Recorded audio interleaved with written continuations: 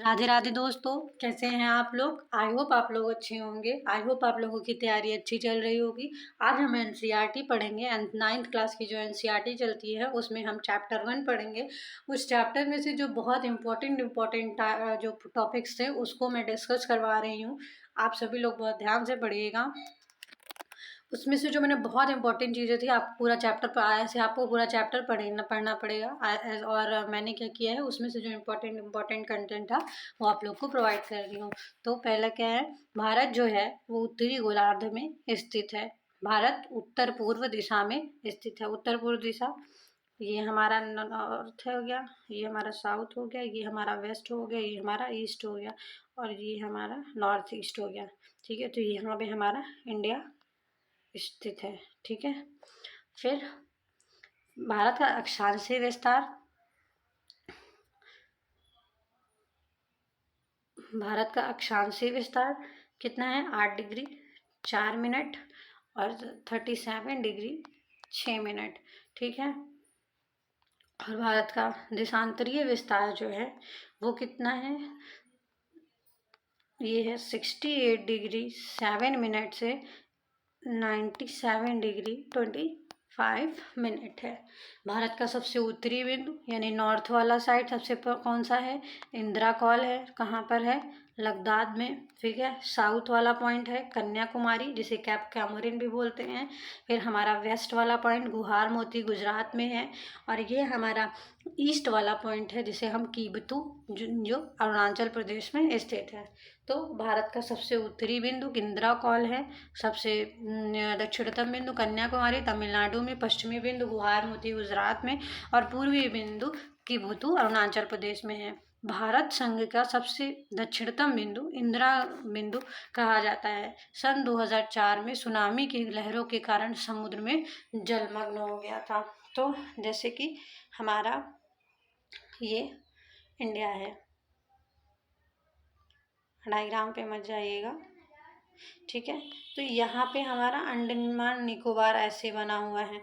तो इसको मिला करके जो भारत का सबसे सबसे दूर वाला पॉइंट है, सबसे दक्षिणतम बिंदु है, नॉर्थ ईस्ट जो पॉइंट है वो है इंदिरा पॉइंट है। और वो 2004 में सुनामी के कारण जो है वो जलमग्न हो गया था, बाढ़ आ गई थी। ठीक है, तो अब इसके साक्ष्य मिलते हैं बस। तो ये क्या है, भारत का सबसे दक्षिणतम बिंदु इंदिरा पॉइंट है जिसे हम पिग्मेलियन पॉइंट भी कहते हैं और ये ग्रेट निकोबार द्वीप के पास स्थित है।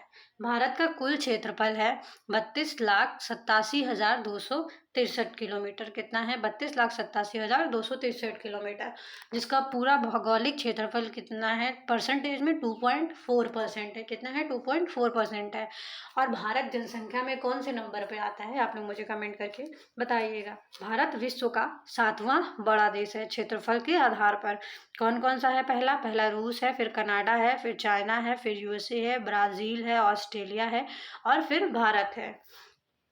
रूस, Canada, China, USA, Brazil, Australia और फिर हमारा इंडिया।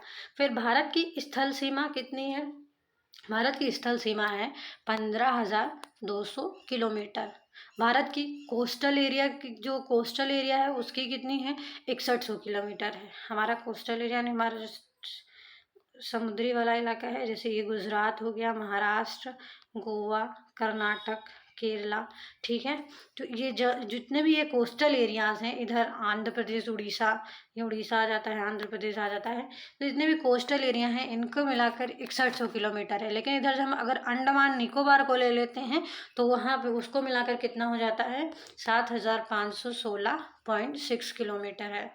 ठीक है, अब आता है कि हमारा जो पृथ्वी है उसको दो भागों में कौन सी रेखा काटती है, 0 डिग्री, जिसको हम भूमध्य रेखा या इक्वेटर कहते हैं।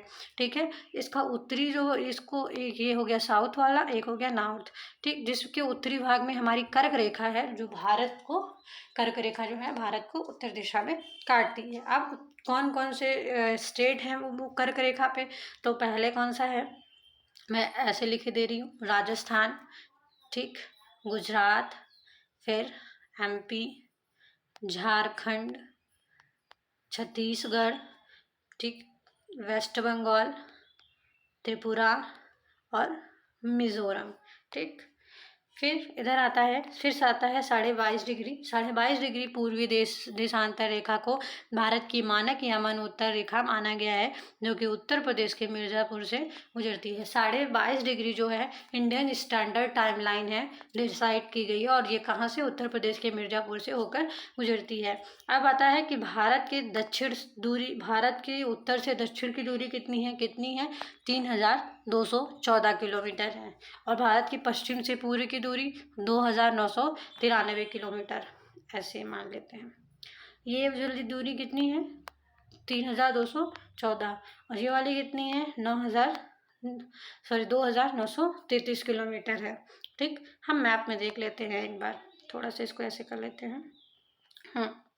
तो ये हमारे अक्षांश रेखा है, ठीक है, 8 डिग्री 4 मिनट 37 डिग्री 6 मिनट। ठीक, ये हमारा देशांतरी रेखा है, 68 डिग्री 7 मिनट 97 डिग्री 25 मिनट। ठीक, अब आता है इसकी इधर से इधर, उत्तर से दक्षिण की कितनी है 3,214 किलोमीटर, इधर 2,933 किलोमीटर। ठीक, और ये हमारी इंडियन स्टैंडर्ड टाइम लाइन जा रहा है, हमारी ऐसे जो है वो जा रही है, भारतीय मानक यमनोत्तर रेखा 22.5 डिग्री जा रही है। ठीक है, फिर आता है भारत के पड़ोसी राज्य। तो भारत के पड़ोसी राज्य कौन सा है यहाँ पे, पाकिस्तान, चाइना, भूटान, नेपाल, ठीक, बांग्लादेश, म्यांमार, ठीक, इधर श्रीलंका हो गया।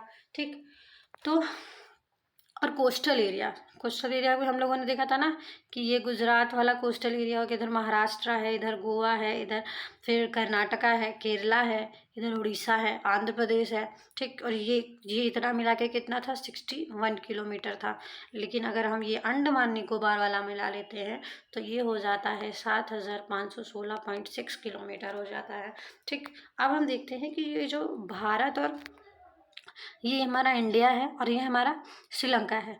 तो श्रीलंका और इंडिया के बीच में जो ये मेन पॉइंट, ये थोड़ा सा ये पॉइंट जुड़ा हो रहा है, इसको हम कहते हैं पाक जल संधि या फिर मन्नार की खाड़ी कहते हैं। ठीक, अब हम पढ़ते हैं, ये देखिए हमने पढ़ लिया है कि भारत के पड़ोसी देश, भारत में कितने राज्य हैं, 28 राज्य और 8 यूटी हैं।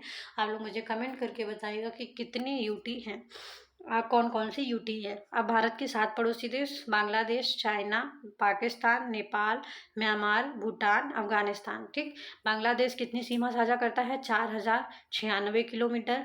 चाइना कितनी साझा करता है 3,488 किलोमीटर।